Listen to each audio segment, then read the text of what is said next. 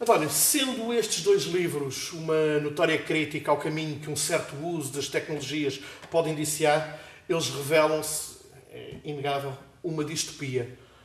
Isto é só humor negro ou há mesmo uma percepção da tua parte de que estamos a criar a nossa própria desgraça? Bom, não, são de certa maneira um aviso bem humorado, um aviso para todos nós, mas não se trata de um livro que se leva tão a sério assim. São exercícios satíricos que partem do presente e que usam o futuro como um pretexto para fazer uma crítica, uma sátira ao presente, claro. No conto que dá precisamente o título a um dos volumes, Os Monociclistas, tu crias um argumento, uma história, em que toda uma sociedade se transforma para se adaptar a um aparelho em concreto. Eu arriscar-me a dizer que estes contos têm todos eles uma forte componente metafórica, certo? Claro. Sim, a questão dos monociclistas é interessante, fez-me pensar, antes de mais, para entender o que aconteceu com os monociclistas, eu pensei no caso do Bill Gates, quando o Bill Gates diz a dada altura, um dia todos vamos ter um computador pessoal, isso era ficção científica, porque na altura em que ele diz isso ninguém acreditava que isso viesse a acontecer. Mas houve um senhor que construiu um transportador pessoal chamado Dean Kamen e que disse a mesma coisa. Um dia toda a gente vai ter um transportador pessoal. A profecia dele não se cumpriu e o que eu imagino é um mundo em que a profecia do Dean Kamen se cumpra e, claro, é uma ideia à partida absurda, claro, porque é uma pessoa que faz uma campanha para denegrir todos os outros meios de transporte. Andar a pé tem desvantagens, porque não é muito eficiente, o carro não é muito eficiente, porque são os combustíveis fósseis, são prejudiciais ao meio ambiente, e não há nada, e ele chega, portanto, através dessa campanha, consegue, e através também do poder que há por trás de uma companhia que ele dirige, etc., consegue fazer com que realmente as pessoas comecem a ver todos os outros meios de transporte como obsoletos e o monociclo como o mais adequado ao transporte numa cidade. Claro que para usar o monociclo há uma pequena alteração que tem de ser feita, há muitas outras, mas esta é a alteração de ajustar a nova altura que toda a gente vai ter, porque toda a gente vai andar de monociclo, Às utilidades do dia-a-dia. Há tudo o que existe na nossa vida, portanto o balcão tem que ser aumentado, a cama, uma mesa de restaurante tem que ser aumentada e claro, o que acontece é que para estas pessoas o monociclo é a coisa mais natural do mundo e o que há ao a fazer ponto é de alterarem toda a sua existência, todo o seu cotidiano. Não é? É nesse sentido que eu digo que os contos são muitas vezes metafóricos. Precisamente, é sobre a artificialidade da tecnologia, as necessidades artificiais que muitas vezes a tecnologia nos impõe. É isso, é precisamente. Exatamente. Num outro conto, do mesmo volume, o professor, tu teces de forma, nem sequer diria subreptícia, de alguma forma até evidente, teces algumas críticas também ao meio editorial. É muito diferente nos Estados Unidos e em Portugal, o meio editorial? Bom, é uma excelente pergunta. Claro que eu saiba, este editor que só aceita submissões por via digital, não me parece que ainda exista. Acontece que a outros níveis, não um editor de ficção propriamente, mas há outros níveis em que isto vai começando a acontecer no meio americano. Por exemplo, quando eu escrevo um artigo académico. Quando eu escrevo um artigo académico, tenho que perceber a linguagem da plataforma que é usada por determinada revista, tenho que me orientar, tenho que perceber as regras e há muito trabalho que passa para mim, era um trabalho que era feito por secretárias ou secretários, burocracia que se me transfere por via digital. Eu tenho que entender como é que funciona aquela revista, tenho de escrever de determinada maneira, tenho que fazer a proposta do artigo de determinada maneira. Foi inspirado por isso, mas vendo como há uma formatação tão grande de editoras, isto acontece muito nos Estados Unidos, exatamente. Imagino que a realidade aqui talvez não seja muito diferente, que funciona muito por nichos e por tipos. Aqui temos o género, temos o thriller, temos a literatura nos Estados Unidos, há o genre literature e depois a literatura séria. A minha questão é um pouco nesse sentido. Se tu não estarias também a dar uma alfinetada, para essa expressão, à questão do canon aplicado aos conteúdos também. Precisamente, é justamente isso. Eu fui inspirado no sistema académico que exige que eu diga as coisas de uma certa maneira e de acordo com as regras que me são impostas pelos editores académicos, no fundo. Exato. E transponho isso para o mundo da edição de ficção. Portanto, a rigidez que alguns editores mostram. Nós só aceitamos trabalhos deste tipo e nós só aceitamos trabalhos daquele tipo e, enfim, há uma grande obsessão em catalogar, não é? Em colocar tudo na sua caixinha. Embora para leitores menos familiarizados com o fantástico, a ficção científica, possa parecer que todas estas histórias se passam num futuro, é mais ou menos evidente também, passa a repetição do termo, que o que se passa aqui é uma forte crítica a diversos aspectos do nosso comportamento num presente muito presente. De facto, acho que é difícil pensar o futuro. Na minha opinião, é como se já vivêssemos no futuro, não é? De certa maneira. E não é... E quase os livros que se interessam pelo futuro, claro que estão a falar do presente, não é? São um pretexto, trata-se de um pretexto para falar do presente.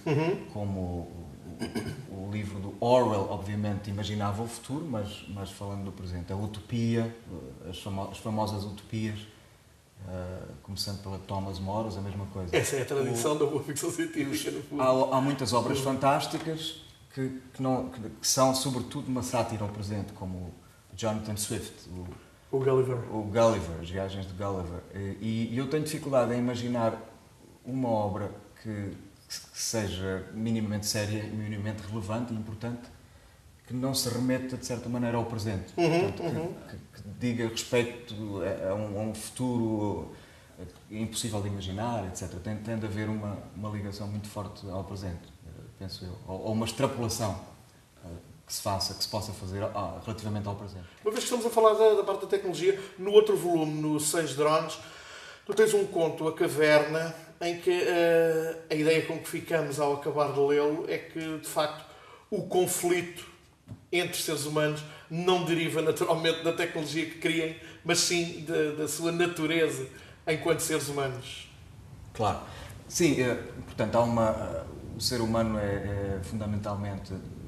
tem fundamentalmente uma tendência para criar problemas, para o conflito, e claro que a tecnologia pode ampliar estas tendências, não é? E é uma combinação particularmente perigosa quando se associam estas tendências para o conflito com certas armas, certas ferramentas tecnológicas. A Caverna é precisamente um conto em que... Mas é uma ideia clássica, não é? A tecnologia evolui tanto que nós chegamos que o mundo chega a um ponto de ciberguerra e depois passa a um estado de... como se voltássemos ao mundo das cavernas, não é? E aí o conflito continua, simplesmente é de outra maneira. Porque esse conflito é inerente à condição humana. A ideia é essa, é inerente à condição humana. Simplesmente as armas são mais rudimentares. Volta-se, regride-se na tecnologia. Eu, quando estava ali, lembrei-me da célebre frase atribuída, não sei se realmente é dele ou não, ao Albert Einstein. Sim. Não sei como será a Terceira Guerra Mundial, a quarta certamente será com paus e pedras. Precisamente, é exatamente se quiseres, uma ilustração dessa frase, precisamente. Num outro conto, também deste volume, Os Monociclistas, a Galeria, é uma história visivelmente em torno das redes sociais e naquilo que elas se estão, de alguma forma, a transformar. E a dada altura nós lemos: não gastamos recursos desnecessariamente com a monitorização dos cidadãos. E mais à frente acrescenta a personagem, melhor dizendo, uma vez que é o próprio cidadão quem providencia toda a informação voluntariamente. Nós já perdemos o controle sobre a informação que circula sobre nós? A impressão que dá é que estamos a ser vigiados e que o governo, por exemplo, tenta saber o mais possível sobre cada um de nós, que mais não seja para se certificar de que não somos uma ameaça, de que não somos terroristas. E então, quanto mais se souber sobre cada pessoa, melhor. Isso já se nota restringindo-me à sociedade Não somos uma americana. ameaça à ideologia e às intenções desse mesmo governo, precisamente. Isso explica, por exemplo, porque é que quando entramos tentando atravessar a fronteira temos de partilhar o conteúdo dos telefones ou dos tablets ou dos computadores. Sabemos que vamos ser cada vez mais sujeitos a isso. Ora, se nas redes sociais, o que eu imagino, para mim é relativamente simples dar estes 2 ou 3 passos à frente. Se nas redes sociais, onde partilhamos já tantas coisas Exatamente. sobre nós mesmos, as pessoas voluntariamente oferecessem um pouco mais de informação, poupávamos a essas entidades que nos vigiam o trabalho de nos vigiar. Não é? Então esses cidadãos seriam, pura e simplesmente, beneficiados ou seriam recompensados, porque são cidadãos que partilham e que não escondem a sua informação. Esta seria a retórica destas autoridades, do governo, etc. Portanto, não me parece tão estranho assim que haja um sistema onde que permeie aquelas pessoas que partilham mais informação, em detrimento das que partilham menos, das que escondem mais informação. Mas voltando à questão da consciência ou ausência dela, que nós temos ou não hoje sobre a informação que divulgamos e qual será o seu fim, naturalmente. Por exemplo, quando nós ia dizer assinamos, Sim. não será o tempo, mas quando nós aferimos a um novo serviço online e dizemos leia a nossa política de privacidade e invariavelmente nós encontramos uma declaração de 28 a 36 páginas que 1/1000º dos utilizadores irá ler, naturalmente. Sim. O que acontece é que vamos à última página, assinamos do concorde Claro. e siga. Isto quer dizer qualquer coisa sobre a forma como lidamos com a nossa informação. Claro, estamos provavelmente a ceder demasiado a nossa informação. O que me parece que vai acontecer cada vez mais é cada vez mais teremos menos escolha. Ou seja, por enquanto estar no Facebook é uma escolha, mas cada vez mais, em muitos casos, na América isto nota-se, é importante para relações públicas, é importante em certos trabalhos, é importante para fazer contactos. E eu penso que cada vez mais seremos empurrados e pressionados e recompensados por partilharmos mais e mais informação. E isso o que me estás a referir está enfim, aqueles contratos que nós assinamos muitas vezes Por sem exemplo, ler, não é? mas até do ponto de vista simbólico, não é? Claro. Sim, o que é interessante é aquilo que hoje em dia fazemos voluntariamente. Porque o que nós fazíamos quando recebíamos um contrato em papel, por exemplo, para um novo emprego, era vou levar para casa, ler e amanhã trago de assinar. Mas tu referes hoje em dia não existe. especificamente a um contrato para um telefone novo, por exemplo, não é? Por exemplo. Quem é que pode prescindir de ter um telefone? Um telefone novo para aderir a um novo site, sei lá. O que acontece é que esses contratos são muitas vezes apresentados como uma opção, aparentemente é uma opção, mas realmente são serviços cada vez mais úteis. Então cada vez temos menos opções. Vá lá. Claro. Até porque não há a opção de ter o serviço sem aceitar as condições, portanto... Claro. E não ter o serviço muitas vezes não é opção, porque é complicado viver sem um telefone de celular. Eu sei, porque eu de propósito estou a fazer a minha experiência é até quando é que eu posso viver com um telefone rudimentar, que é este. Que é isto. Até quando é que eu posso viver com este telefone? E é muito difícil. Eu estou prestes a ceder e a comprar um telefone... Eu poderia ser irónico e dizer que um rudimentar seria um fixo. Não, bom, mas esse é impossível. Só o podia usar em casa. Claro que sim. Vamos introduzir aqui mais uma variável. Falámos da questão da circulação de informação, da questão do conflito inerente à condição humana. Ultimamente temos ouvido falar muito de uma novidade, que não é assim tão nova, que é a inteligência artificial. Sim. O que é que isto nos vai trazer de novo em todas estas questões das tecnologias, do futuro, da circulação de informação, do controle ou não sobre as nossas vidas e os nossos destinos?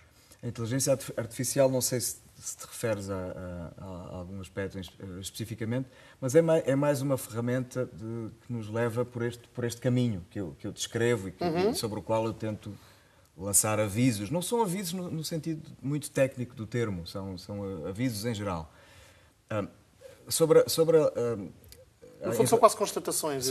Exato, mas sobre a inteligência artificial, Tu certamente quando tentas chegar a um serviço onde há mensagens pré-gravadas, reparaste que a mensagem pré-gravada convida a um diálogo. Um diálogo, certo? Fazem-te uma pergunta e tu tens de responder. E se a tua voz não for suficientemente robótica como a da mensagem, não és compreendido. Exatamente. Então temos de nos adaptar à máquina também, ao tom, à cadência daquela voz que te interpela. É como se a máquina entende-nos e podemos comunicar se nos parecermos à máquina, se nos parecermos àquela voz. E às vezes é difícil. Por exemplo, em inglês, o meu sotaque às vezes interfere. Enfim, nem sempre é fácil. Portanto, o caminho é sermos nós a coadunar-nos. Esse é o mais fácil. Ao é o pré-formatado. mais, e a pressão é essa. É sermos nós a adaptarmos-nos à máquina, em vez de resistirmos. Achas que pode apresentar algum grau de perigosidade a inteligência artificial? Eu penso que sim. Hoje em dia há quem conjugue, por exemplo, com a questão da robótica, claro, e tema um cenário quase apocalíptico. É uma área que eu não conheço muito, não trabalho muito, mas todos nós conhecemos o iRobot, os filmes de Hollywood têm trabalhado muito nisso, Isaac Asimov e vários Basta autores. pensarmos no UAL de 2001. Claro. Portanto, claro que isso é muito interessante. Há máquinas com feitio. Claro, exatamente. É tudo uma área muito interessante. Especificamente a robótica não fui por aí, mas todos os contos tocam nessa questão. Sim. Ora, diz-me uma coisa, tu és professor universitário nos Estados Unidos, o que é que destacarias como mais interessante no campo do fantástico, da ficção científica, na literatura americana que é feita hoje? Sim, há, por exemplo, um livro de um autor que escreveu Homo Deus, não sei se ouviste falar sobre isso, não me lembro, não consigo pensar ou lembrar-me do nome, que é um conjunto de ensaios sobre o futuro. Ele escreveu sobre o passado, agora escreveu sobre o futuro, o título é Homo Deus, e aí é um conjunto de ensaios. A minha tendência realmente é voltar aos clássicos. Eu não leio, embora haja um elemento, uma dimensão de ficção científica nestes contos, eu leio sobretudo autores mais normalmente associados à literatura tout court, como o Kafka, como o Philip K. Dick, esses autores que influenciaram a nova geração, e o Ray Bradbury. E quanto à literatura que se vai fazendo em Portugal, tens acompanhado alguma coisa que te tem chamado a atenção? Sim, tenho acompanhado o que se chama os jovens escritores, por exemplo, o Bruno Vieira Amaral, os trabalhos do Bruno Vieira Amaral, os trabalhos do João Tordo, gosto do que faz a Isabela Figueiredo. Agora, em relação a esses autores, eu tenho uma escrita que, não sei se de propósito ou não, é bastante diferente. São autores que, na minha opinião, são autores que trabalham, não é nenhuma crítica, mas que trabalham muito ainda com universos e com atmosferas e com a corrente de consciência digamos assim, e que vão beber muito a um contacto quase diário com as expressões muito portuguesas português é uma língua muito dinâmica que se apanham no autocarro e que se apanham na cidade e tal. Eu tenho a grande desvantagem de não estar exposto a isso. Eu tenho a grande desvantagem de não saber qual é a palavra, quais são as expressões em calão que os jovens hoje em dia usam, vivendo nos Estados Unidos. Então a minha maneira de me defender talvez seja refugiar-me na linguagem mais límpida, mais clara, digamos, e até mais simples dos contos de fadas. Por isso é que eu chamo estes textos contos de fadas tecnológicos. Eu procuro, portanto, usar uma linguagem muito, muito simples para que os eventos se realcem, não é? para que os eventos adquiram, portanto, visibilidade. Vá lá. Portanto, é uma linguagem bastante simples, isso é propositado. Voltando a autores como o Bruno Vieira Amaral e outros jovens que são excelentes, eles andam de autocarro, eles convivem nos bairros deles, eles escutam conversas de café e podem certamente fazer outro trabalho que eu não posso. Então esse é uma maneira de me defender. Claro. Talvez isso explique o estilo, porque é um estilo propositadamente simples. O Fernando Venâncio escreveu um texto sobre os contos e diz que é uma linguagem pouco se faz em Portugal e que a ele lhe lembra a linguagem falsamente ingênua de um Almada Negreiros, por exemplo, que escreveu alguns contos que pareciam como o Caga, por exemplo. Caga, sim. Parece sim. um conto para crianças, mas é um conto que tem influência, dos futuristas, enfim. E é o estilo dele, é o estilo ingênuo. Tem alguma influência da filosofia chinesa? Eu tentei fazer isso, por exemplo, no Professor e noutros contos. Portanto, uma linguagem muito simples para que os eventos ganhem realce, não é? Se destaquem. Portanto, Por que achas que há tão pouca gente em Portugal a escrever ficção científica? Pois, isso é interessante. É interessante para mim. Eu comprei um livro que dizem-me que é o principal da ficção científica em Portugal, que é o Terrarium, do João Barreiros e do Luís Filipe Silva. Comprei esse livro, estou a ler com muito interesse. Mas saiu agora uma reedição há um ano ou dois. Precisamente desse Estamos a falar de um livro... Pelo que eu ouvi dizer, a ficção científica regrediu um pouco, foi muito importante nos anos 80, mais do que agora. Portanto, a tua pergunta era porque é que não é... Porque é que, eu penso que em Portugal... Tu dás aulas na área da literatura, sim, qual claro. é a tua percepção sobre isso? A minha percepção é que em Portugal há muitas caixinhas e muitas prateleiras e o José Rodrigues dos Santos é muitas vezes estigmatizado por ser o José Rodrigues dos Santos e há também uns quantos estigmatizados nos quais a crítica não pega, são autores colocados de parte, muitas vezes sem os conhecermos devidamente, e há outros que seguem uma certa fórmula considerada mais literária e que não são necessariamente melhores. Portanto, aqui há muitos estigmas e há muitos grupos, parece-me. E a impressão que eu tenho é que nos Estados Unidos talvez não seja tanto assim.